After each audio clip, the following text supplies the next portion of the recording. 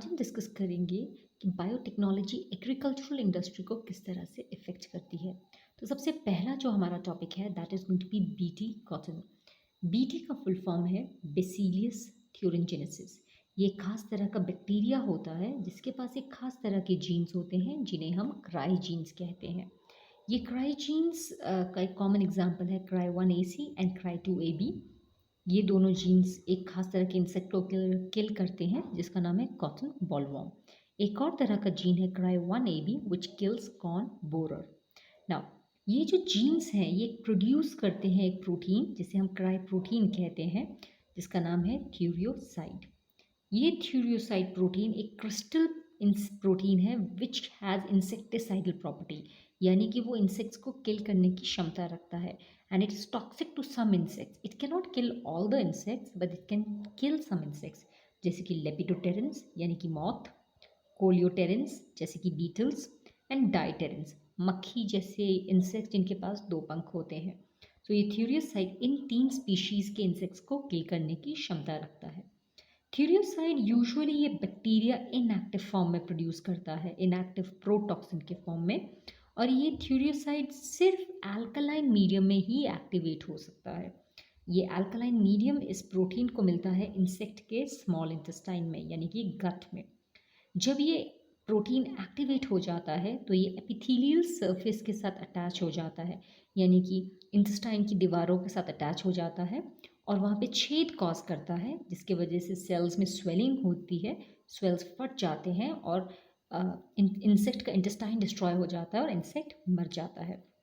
तो अगर आप यहाँ देखेंगे this is a cotton plant. इस पे जो कीड़े इसको खाते हैं उनमें से कॉमन एग्जाम्पल है this one which is called lepidopterans. इसको हम कहते हैं लेपिडोप्टेरन्स। ये लेपिडोप्टेरन्स यानी कि मॉथ फैमिली के इंसेक्ट्स कैटरपिलर के फॉर्म में इस प्लांट को डैमेज करते हैं। दीज आर डाइटेरन्स, डाइटेरन्स जिनके दो पंख होते हैं, डाइटेरन्स ये भी कॉटन प्लांट को डैमेज करते हैं। एंड दीज आर कोलियोटेरन्स यानी कि बीटल जैसे जानवर जो हमारे पौधों को डैमेज करते हैं। तो इन तीनों इंसेक्ट के खिलाफ हमारा क्राइजीन एक्ट करता है। अब देखते हैं कि हम सबसे पहले कॉटन प्लांट में किस तरह से बायोटेक्नोलॉजी की मदद से हम उसे इंसेक्ट रेजिस्टेंट बना सकते हैं। तो ये हमारा बैक्टीरिया है बेसिलियस थ्यूरिनजेनेसिस और इसके पास एक जीन है क्राइजीन। यहाँ देखिए ये क्राइजीन हम इस कॉटन प्लांट के अंदर ट्रांसफ़र कर देंगे। This is a cotton plant and we want to transfer the cry gene into this.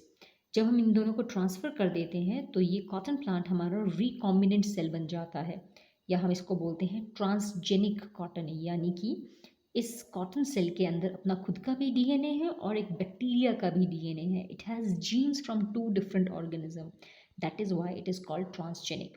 अब इस जीन की जो प्रॉपर्टी थी यानी कि वो जो क्राई प्रोटीन प्रोड्यूस कर रहा था, अब यही क्राई प्रोटीन ये रिकॉम्बिनेंट सेल्स प्रोड्यूस करेंगे, यानी इस कॉटन के जितने भी सेल्स हैं चाहे वो बॉल है, लीफ है, they will all produce the cry protein थ्यूरियोसाइड। और जैसे ही कोई कीड़ा इसको खाने की कोशिश करेगा इसकी बॉडी में क्राई प्रोटीन जाएगा और ये इंसेक्ट मर जाएगा। तो ये पौधा हमारा इंसेक्ट रेजिस्टेंट बन गया। नाउ जीन्स के नाम बहुत इंपॉर्टेंट है। You have cry 1AC and cry 2AB। C for cotton and B for bollworm. यहाँ पे आप पिक्चर देख सकते हैं कि कॉटन पे ये जो इंसेक्ट है larva caterpillar, this is an example of cotton bollworm.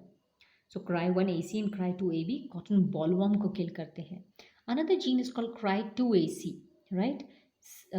cry2AC stem borer को kill करते हैं, यानी कि मक्की के पौधे में इस तरह के कीड़े आते हैं जो मक्की में छेद कर देते हैं, तो हम उसको बोलते हैं कॉर्न बोरर और स्टेम बोरर। सो ये बीटी कॉटन में सबसे पहले हम क्राइजीन को आइसोलेट करते हैं और प्लांट सेल में ट्रांसफ़र करते हैं with help of a vector. ये प्लांट सेल्स इस थ्यूरियोसाइड को प्रोड्यूस करता है in all of its cells जो कि इनएक्टिव फॉर्म में होता है। जैसे ही कोई इंसेक्ट बीटी प्लांट को खाता है तो थ्यूरियोसाइड उस इंसेक्ट की बॉडी में एंटर करता है और उसके स्टमक में या इंटेस्टाइन में जाकर एक्टिवेट हो जाता है और ये प्रोटीन थ्यूरियोसाइड इंसेक्ट को किल कर दिया है, तो प्लांट हमारा इंसेक्ट रेजिस्टेंट बन गया। तो आप ये देख सकते हैं कि ये जो बैक्टीरिया है बेसिलस थ्यूरिनजेनेसिस ये सॉइल में मिलता है, इसके पास एक खास तरह का जीन है जिसको हम बोलते हैं क्राई जीन्स। जीन्स को हमेशा स्मॉल लेटर में लिखते हैं। इस क्राई जीन को हमने कॉटन प्लांट में ट्रांसफ़र कर दिया, तो ये कॉटन प्लांट हमारा ट्रांसजेनिक बन गया, यानी कि रिकॉम्बिनेंट बन गया। जैसे ही कोई कीड़ा इस कॉटन प्लांट को खाने की कोशिश करेगा, वो मर जाएगा। So this is how the plant produces proteins that will kill insects. ये मक्की का पौधा आप देख सकते हैं। जैसे ही कोई इंसेक्ट इस मक्खी के पौधे को खाने की कोशिश करेगा, उसके बॉडी में ये क्रिस्टल्स चले जाएंगे थ्यूरियोसाइट के, और इसके इंटेस्टाइन में ये टॉक्सिन्स, क्रिस्टल टॉक्सिन्स एक्टिवेट हो जाएंगे।